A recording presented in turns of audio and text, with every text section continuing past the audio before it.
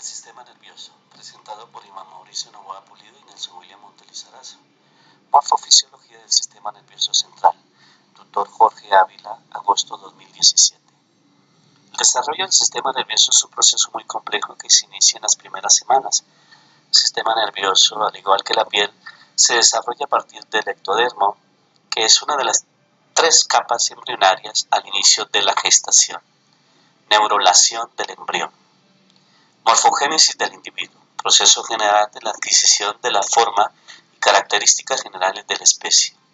Gastrulación es una fase embrionaria que se inicia al comienzo de la 3ª semana, en la que se forman las capas embrionarias de las que se desarrollarán todos los órganos corporales, incluido el sistema nervioso.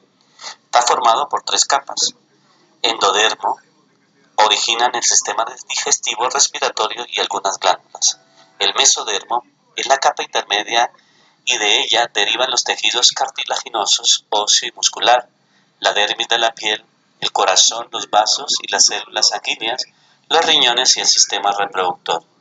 El ectodermo es la capa más externa del disco embrionario y de él derivan la epidermis de la piel y el sistema nervioso. Entre estas 3 capas embrionarias comienza a desarrollarse todas las estructuras del organismo.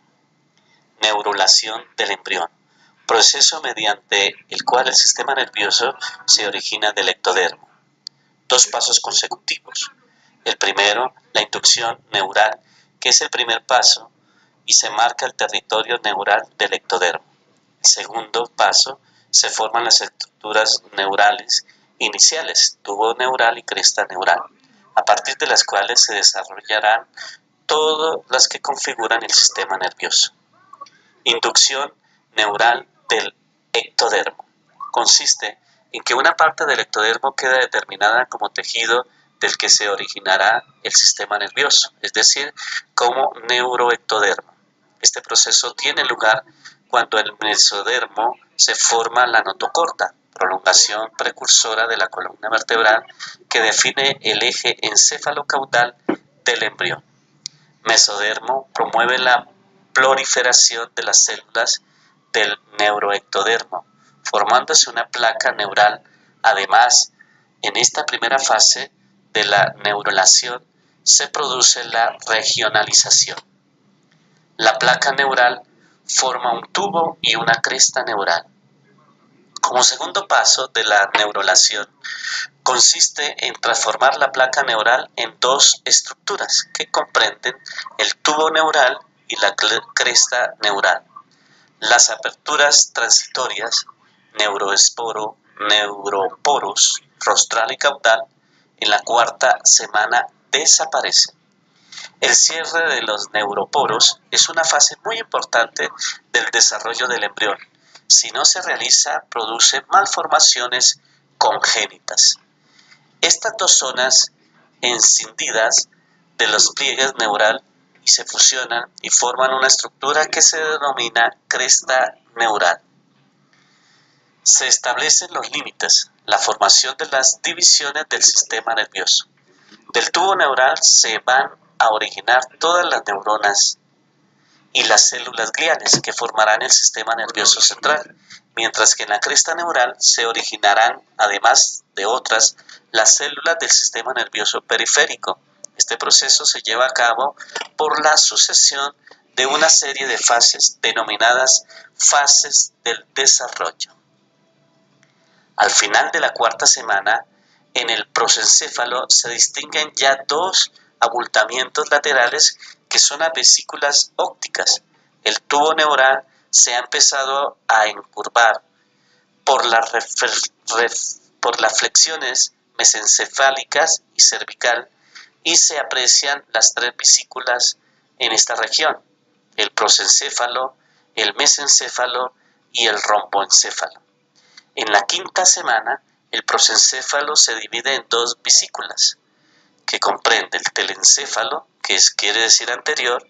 Se esbozan los hemisferios cerebrales al formarse 2 vesículas laterales, y el diencéfalo, que significa entre, se denomina así porque está situado entre el telencéfalo y el mesencéfalo.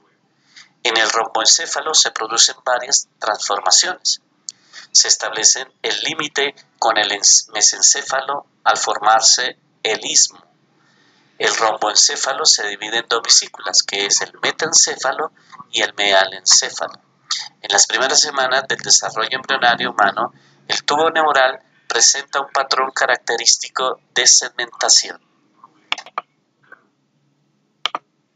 Se establece el patrón dorsoventral en el tubo neural. El patrón dorsoventral también se establece por mecanismos de inducción. Las señales inductoras provienen del ectodermo dorsal a la cresta neural e inducen a la diferenciación que intervendrá en la coordinación sensorial de la cresta neural, mientras que las señales inductoras ventralizantes provienen de la notocorda e inducen la diferenciación que intervendrán en la coordinación motora. Las 5 vesículas segmentadas originan las divisiones y estructuras del sistema nervioso. A la quinta semana, un embrión humano tiene 5 vesículas encefálicas y una prolongación caudal del tubo neural que se han segmentado y han adquirido la regionalización funcional general. Desarrollo de la cresta neural, formación del sistema nervioso periférico. La cresta neural, que se extiende desde la vesícula diencefálica hasta el extremo caudal del tubo neural, es la que origina el sistema nervioso periférico. A partir de la quinta y cuarta semana, las células de la cresta neural agrupadas junto a las somitas a ambos lados de la región caudal del tubo neural formarán los ganglios espinales que localizarán a intervalos regulares a lo largo de la región caudal del tubo neural. Hacia la sexta semana del desarrollo se producirán los ganglios periféricos derivados de la cresta neural y de la médula espinal. Fases del desarrollo. La morfogénesis se lleva a cabo por la sucesión de una serie de fases que requieren una gran precisión. Estas fases son secuenciales para cada célula, pero coexisten en el sistema nervioso en desarrollo. La proliferación celular es la fase en la que nacen las neuronas y las células gliales que componen el sistema nervioso. El neuroperitelio, delgada capa de tejido que forma la pared del tubo neural en la cuarta semana del desarrollo, está formado por células germinales embrionales llamadas células madres del sistema nervioso. Gran parte de la proliferación celular se produce en la zona ventricular. Hay otras zonas proliferativas, la zona subventricular y la capa granular externa. Tiempo de nacimiento, neurogénesis. La neurogénesis es el nacimiento de las neuronas. Ocurre con la última división de células progenitoras. La mayor parte de la neurogénesis se produce en el periodo prenatal y hay excepciones en la neurogénesis postnatal. La migración neuronal. Las neuronas inmaduras se desplazan desde la zona en la que han nacido hasta la zona de su destino. Mecanismos de migración en el tubo y crestas neuronales. En el tubo neural, la mayoría de las neuronas inmaduras migran guiadas por las células glías radiales. Función de la glía radial en la migración neuronal. Las neuronas en migración se desplazan por las prolongaciones gliales con un movimiento ameboide. Hay dos patrones de migración: las células que proliferan en la zona ventricular y las células granulares del cerebelo. En la cresta neural, las células siguen un mecanismo diferente de migración, ayudadas por moléculas de la matriz extracelular.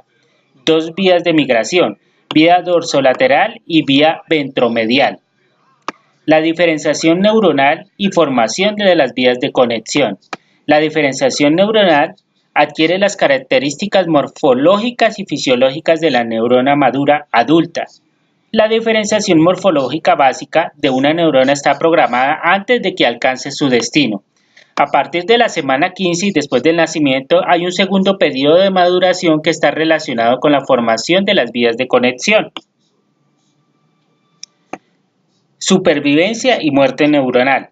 La muerte neuronal es una fase del desarrollo tan importante como la neurogénesis. Es el mecanismo que permite controlar y establecer las poblaciones. Los factores implicados en la supervivencia neuronal es el trófico de las dianas, que actúa retrógradamente en las neuronas promoviendo su mantenimiento y supervivencia de modo que sobreviven las que tienen más acceso a él, o sea, supervivencia de las más aptas. Los axones aferentes y la sinapsis. Tanto el sistema nervioso central como el sistema nervioso periférico, la sinaptogénesis se lleva a cabo en dos fases. Primero, fase de sobreproducción en las que forman numerosas sinapsis provisionales, y segundo, fase en la que se eliminan muchas de las que se realizaron inicialmente y se reorganizan las restantes. Se remodelan las vías de conexión. Después de que se han ajustado las poblaciones neuronales del sistema nervioso, experimentan durante una gran eliminación de sinapsis establecidas y una reorganización de los contactos que establecen las terminales que permanecen. El proceso de remodelación sináptica coincide con el comienzo de la actividad neuronal. ¿Hasta cuándo la remodelación? Cuando los axones han terminado su periodo de crecimiento, han emitido sus colaterales y han consolidado sus conexiones, y comienza el proceso de mielinización. Esto se debe desde el periodo prenatal hasta bien entrada la edad adulta. De modo general, se puede decir que los factores genéticos establecen una organización básica que dirige el desarrollo del sistema nervioso basándose en la superabundancia. En el periodo perinatal y la primera infancia, la interacción con el ambiente interno del organismo y las experiencias que afronta el sistema nervioso producirán cambios en la estructura inicial, que serán fundamentales para configurar la organización anatomofuncional del sistema nervioso de cada individuo. Su organización madura, no obstante, seguirá conservando la capacidad de cambio durante el resto de la vida, lo que permitirá aprender, recordar o recuperar funciones tras lesiones o accidentes. Todo esto demuestra que el sistema nervioso está adaptado para enfrentarse a un entorno de cambio constante.